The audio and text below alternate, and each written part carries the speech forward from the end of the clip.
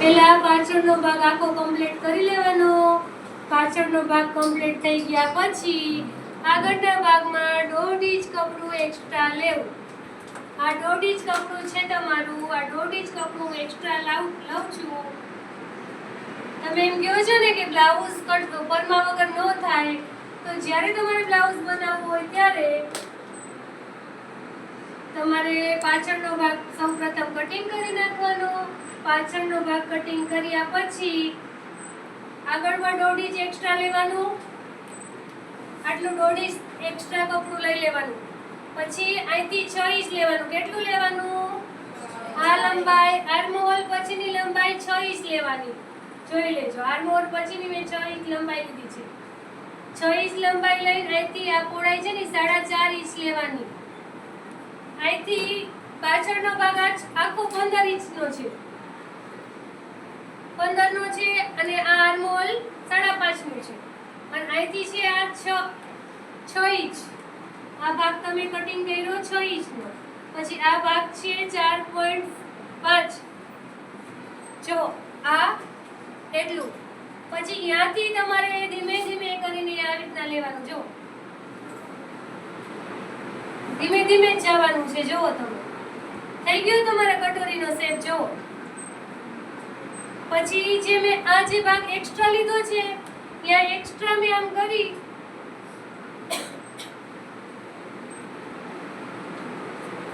Extra લીધો. પછી આ જેટલું વચ્ચે આવ્યો ને જેટલો ભાગ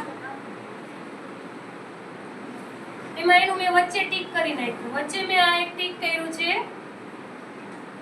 1 ઇંચનું.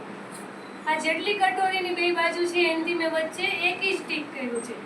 1 ઇંચ થયા પછી જો મેં આ ભાગ આમ લીધો છે ક્રોસમાં. આ ભાગ મેં કટોરી જ્યાં જોડી છે ત્યાં મેં આટલો ભાગ લીધો છે.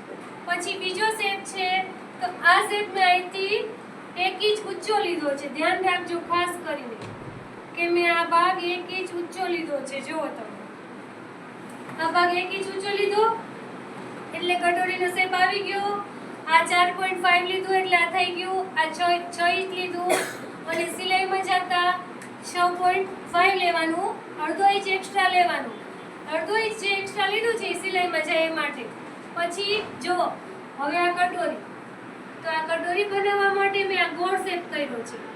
તે જે તમારે ગોળ નેકનો શેપ હોય ને ગોળ, આ શેપ. તો જે આ ગાળો છે આ ગાળાથી મેં એને 1 ઇંચ ઓછો લીધો. જો આ 1 ઇંચ વધારે છે. અહીંથી મેં 1 ઇંચ નમાવ્યું છે. અહીંથી મેં 1 ઇંચ ઊંચું લીધું છે. જોયું તમે? અને આ ભાગ છે ને તમારો 5.5 5.5 ઇંચ આવો જોઈએ કટોરીનો ભાગ. જો કટોરી બનાવવાની સાવ ઈઝી રીત જોઈ લીધી તમે. આમાં તમારે ફરમાની જરૂર ક્યાંય પડશે? જો તો ક્યાંય ફરમાની જરૂર પડે છે? આટલી ઈઝી રીત શીખવાડી છે. હવે અમે તમારે ક્યાં ફરમો જોઈ છે? જે બેક સાઈડનો ભાગ કર્યો છે એ જ રીતના ફ્રન્ટ સાઈડનો ભાગ કરવાનો. ફ્રન્ટમાં 1.5 ઇંચ અહીંયા એક્સ્ટ્રા લેવાનું, 1.5 ઇંચ અહીંયા એક્સ્ટ્રા લેવાનું. પછી આવશે યોગ પટ્ટો. તો યોગ પટ્ટો એક બાજુ 4 ઇંચ છે અને એક બાજુ 3.5 ઇંચ છે. 3.5 ઇંચ કેમ છે? 3.5 ઇંચ છે એ અહીંયા આવશે, બટન પટ્ટી સાઈડ આવશે. અહીંયા બાજુ 3.5 ઇંચ આવશે. જે 4 ઇંચ છે ને એ 4 ઇંચ ભાગ અહીંયા આવશે. શું કામ ને કે અમે 1 ઇંચ અહીંયા ઓછું લીધું છે. જોયું તમે? એટલે ઈ યોગ પટ્ટો છે ને આખો ક્રોસમાં આવે. આમ કરીને આટલો યોગ મૂકવામાં આવે ક્રોસમાં.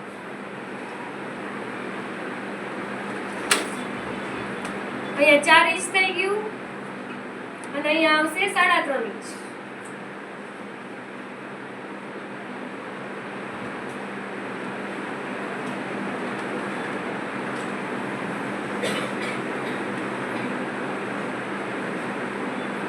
આ તમારો યોગ પટ્ટો છે.